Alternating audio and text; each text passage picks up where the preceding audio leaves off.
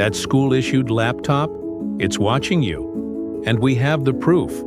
Officials admitted they captured thousands of webcam photographs, using the webcams in the laptop computers to spy on students at home. Students claim that they took thousands of pictures of them in their room. Without their knowledge, it's not just your emails and search history.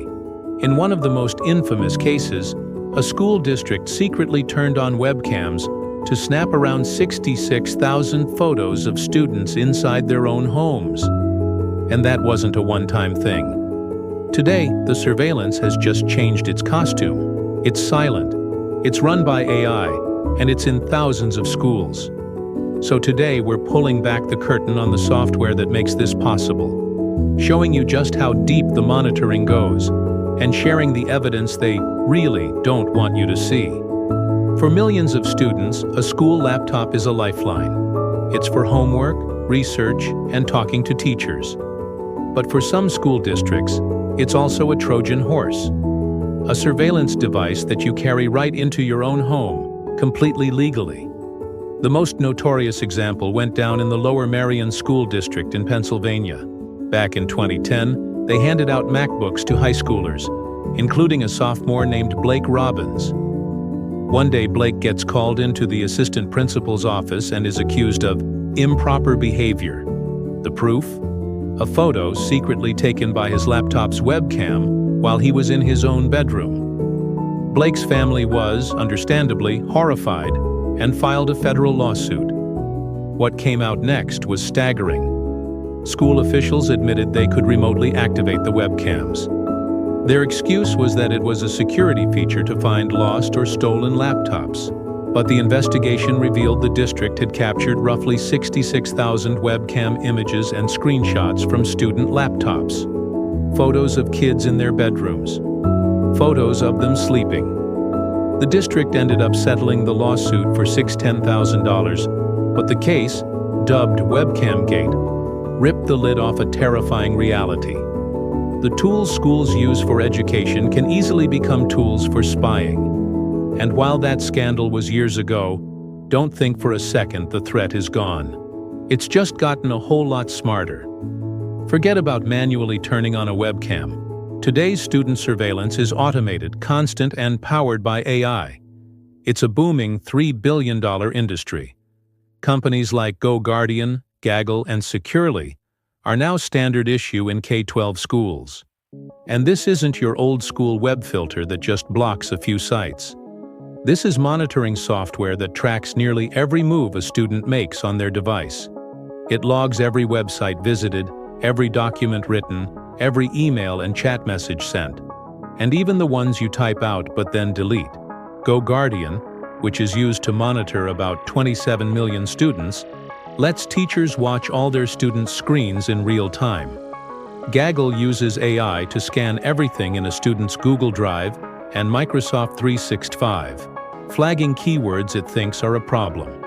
And LandSchool lets a teacher not just see every screen, but lock them, block websites, and even take remote control. These tools are sold to schools with a very simple and very powerful pitch.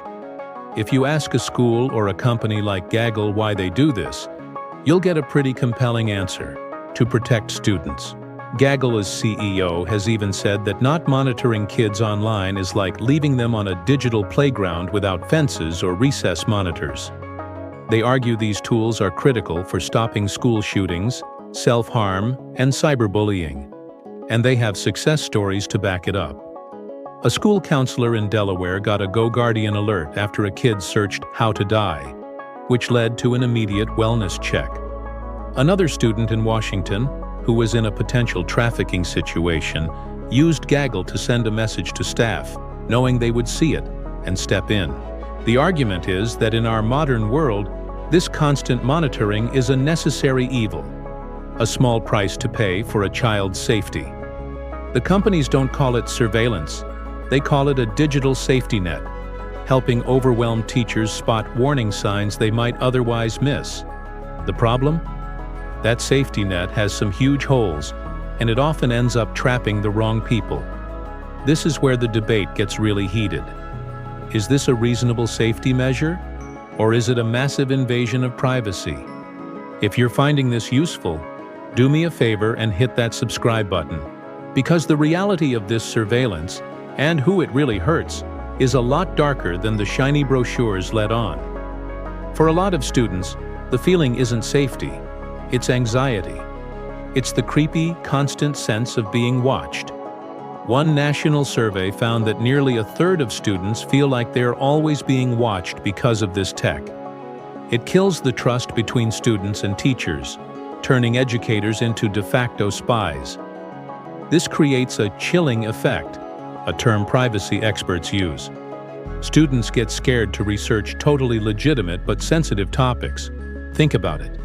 You're a teenager trying to write a paper on political protests, or LGBTQ+ history, or even just looking up mental health resources, and you know every click is logged and could get you flagged. The Electronic Frontier Foundation discovered that GoGuardian was constantly flagging harmless and educational content, like college websites, therapy services, and drug abuse information. This isn't just about what you search for, it's about your freedom to think. Constant monitoring stomps all over what IAS called intellectual privacy, the right to explore ideas without being judged or punished. When schools normalize this level of spying, they're teaching a dangerous lesson. Nothing you read or write online is ever truly private. It teaches a whole generation to just accept surveillance as normal. This digital dragnet doesn't fall on all students equally. Research and real-world cases show that student surveillance does the most harm to marginalized students. For instance, those AI-powered keyword lists have been shown to be biased. After getting called out, both GoGuardian and Gaggle had to remove LGBTQ+ related terms from their flag lists. But the danger is still there. A student searching for resources about their identity could be accidentally outed to school staff or even their parents. On top of that, studies show that schools with higher levels of surveillance also have higher suspension rates, and that Black students are disproportionately affected. These students are more likely to be in high surveillance schools and more likely to be flagged and disciplined, no matter what they're actually doing. The tech that was supposed to create safety just ends up amplifying existing biases and digitizing the school-to-prison pipeline. So you're probably wondering, is any of this even legal? Well, the answer is murky. Federal laws like FERPA, the Family Educational Rights and Privacy Act, are supposed to protect student records. But these laws were written for a world of filing cabinets, not cloud servers, and they are full of loopholes. For example, a loophole lets schools share student data with tech companies by designating them as a school official, bypassing parental consent. Laws like COPPA, the Children's Online Privacy Protection Act, only protect kids under 13, which leaves most middle and high school students in the lurch. And critically, many of these laws don't even give parents the right to sue if their child's data gets misused. This legal fog allows schools and these billion-dollar tech companies to operate with very little accountability. Consent is often just a line buried in a handbook parents sign at the start of the year. So many have no idea what's really happening. They have access to our kids' minds, and the law just hasn't caught up. From Blake Robbins having his picture taken in his bedroom, to a student today getting flagged for researching the civil rights movement, the technology has evolved, but the core problem hasn't. We're trading our kids' privacy for a feeling of security, without much proof that these tools are actually making them safer. In fact, some reports suggest this climate of distrust makes students less likely to report real threats to the adults around them.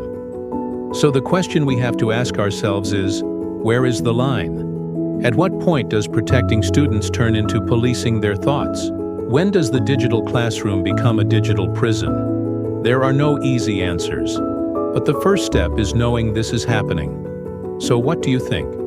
Are these tools a necessary evil for modern schools, or a step way too far? Let's actually talk about this in the comments below. And if you think this is a conversation worth having, Share this video. Because the more people who know what's going on, the harder it is for the spying to stay a secret. Thanks for watching.